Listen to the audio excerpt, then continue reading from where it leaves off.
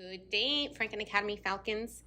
For all our MYP friends, if you have been here before, this is definitely a refresher. If you are new to Franklin Academy, the expectations that we will cover and the processes and procedures should be similar to other schools you came from. So we always start with our expectations, making sure that everyone knows what is expected around our campus. Starting with the first bullet point of respect. If you're respecting your teachers and your peers, your classroom supplies, the furniture, the technology, all of the campus property around you, and of course yourself, then you'll have a seamless day. You'll receive all the support that you need, and we're always going to be there for you. Responsible. Arriving to class on time and being prepared. Whether you are afar or live in flex, we have still kept those 8 minutes this year for the rest of the quarter and fourth quarter to make sure that our afar friends have some time to disconnect for the computer for a few minutes, and then our live and flex friends have plenty of time during the staggered dismissal to make it to their next location safely and being responsible. Your IB learner profile traits. Demonstrate them at all times.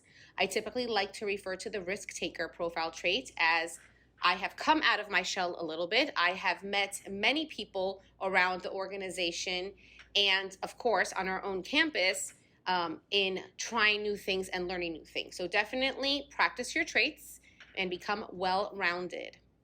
Typically, we do not share any negative expectations because the concept is of what is expected, what is the positive outcome we're looking for. But there is a bullet here on no, as there are some items that are not okay. For example, gum.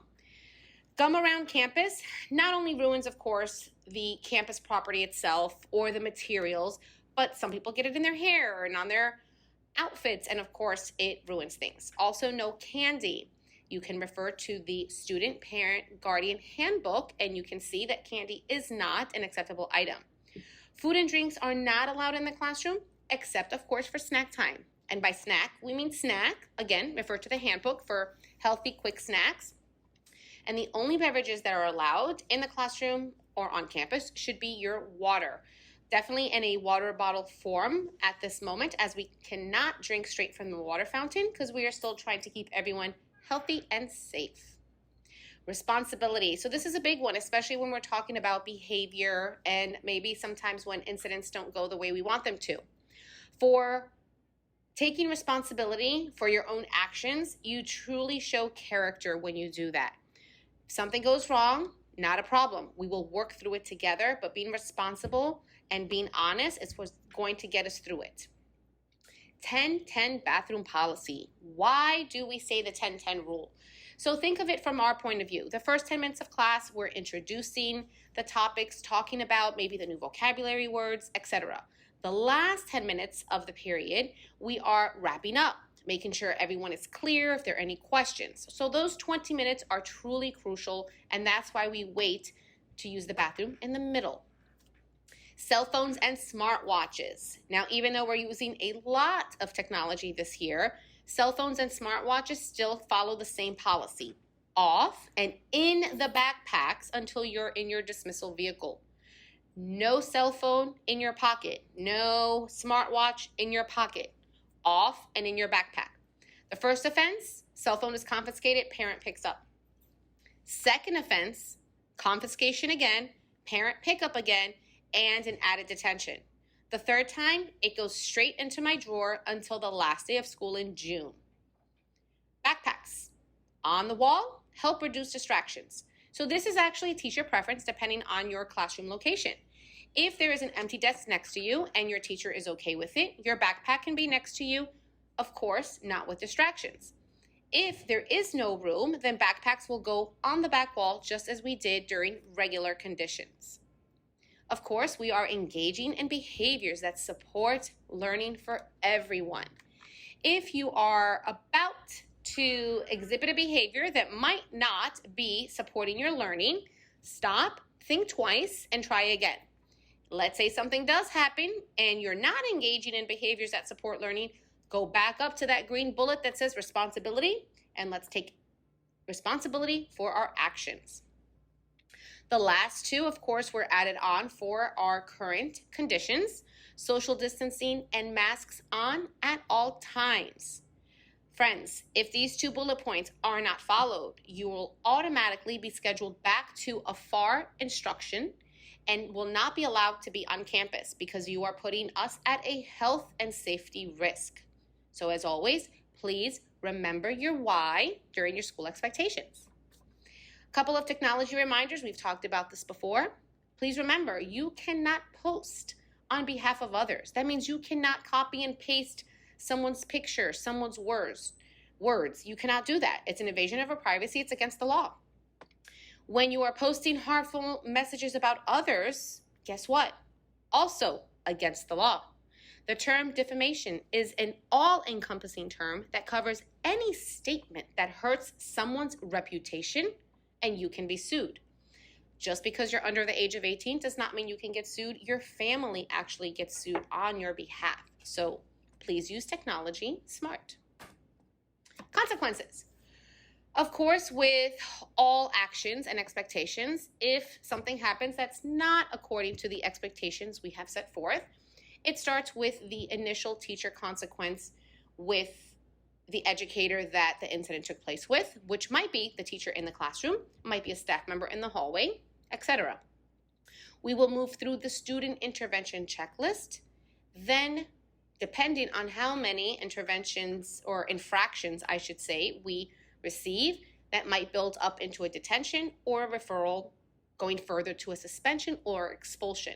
Now, these are items going from referrals and up that do stay on your record. Schools do look at the behavior history as well as the academic history because we look at the whole child. Do not get yourself in an expulsion situation. That means you will not be able to attend any school within the district that you committed a crime or a behavior that caused the expulsion. The new discipline matrix that was put out towards the end of last year did change some of the terms. The terms are now more aligned to the actual law enforcement terms. For example, battery is when you have some physical contact with someone, where physical contact might sound minor, but battery does not sound minor anymore. It is an actual legal, lawful offense. So definitely be aware and taking responsibility of your actions and doing the right thing so we don't get ourselves into any kind of law enforcement situation. Also, the use or possession of any e-cigarette or vaping device is definitely now a more serious offense. The third time, God forbid it happens the third time, but let's say something happens the third time, they do recommend for expulsion. Again, expulsion means you cannot attend a public school in your district. That means your parents or guardians would have to pay for a private school or you would have to move out of the county. We do also have some automatic detentions, meaning there is no second chances. Gum chewing is one of our biggest ones. Because it has caused so much damage, it is an automatic offense, so it's an automatic detention, as is public display of affection. During our current times, you are well aware of our social distancing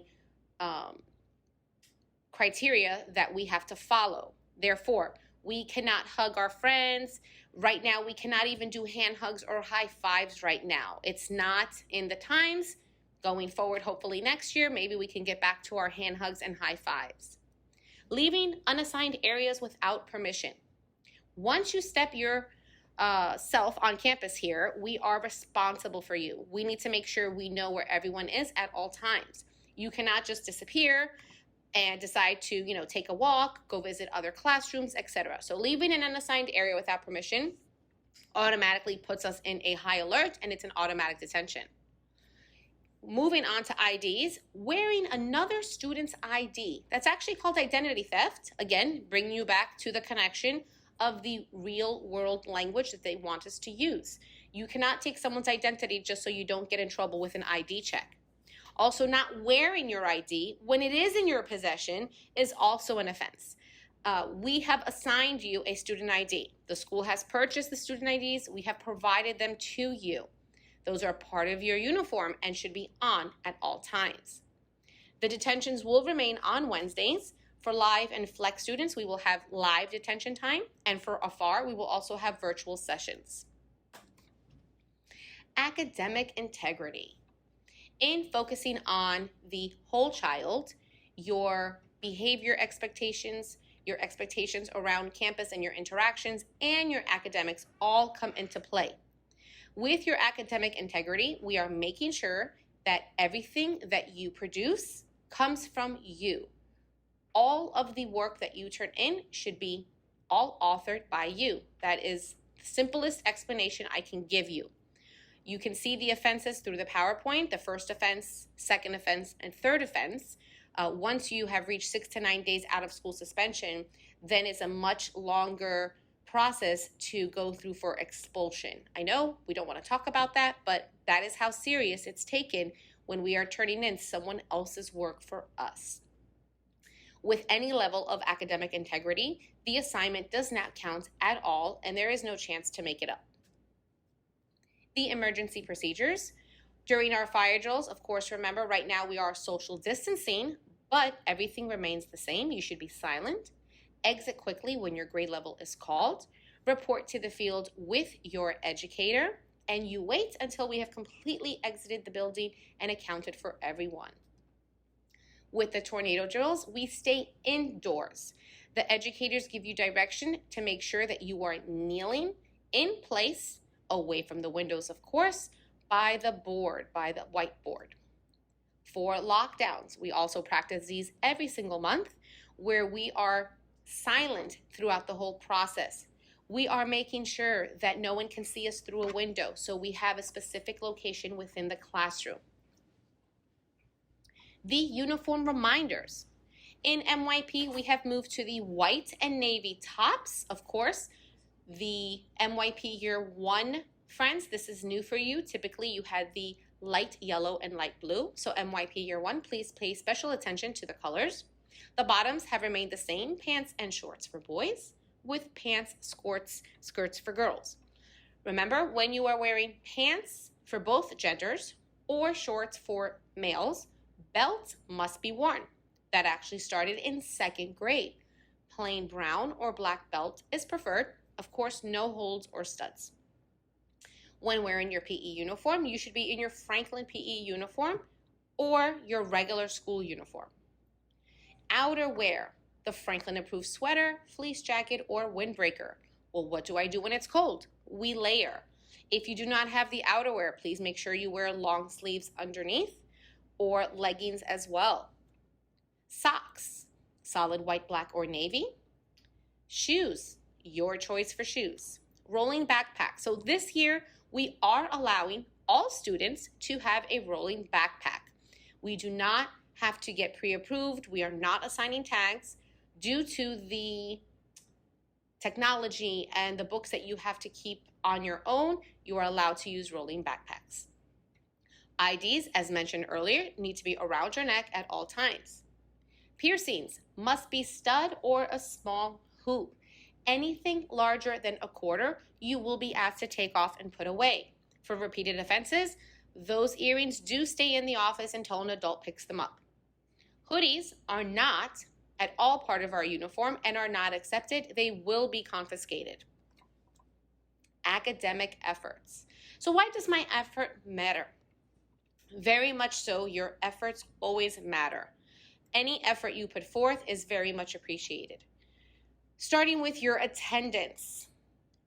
When we are present or afar, whether it's afar students, live or flex, we must be present a minimum of 25 days each quarter to receive credit.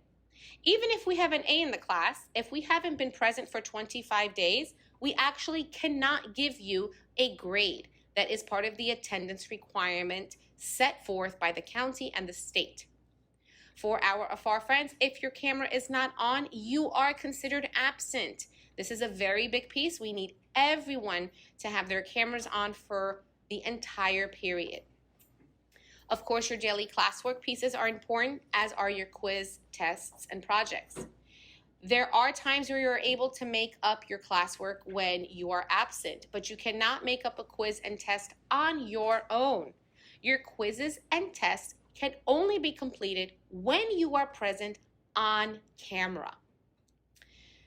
Each quarter, we review benchmarks and diagnostics at the end to make sure we as educators know where your deficiencies are and how we can support you.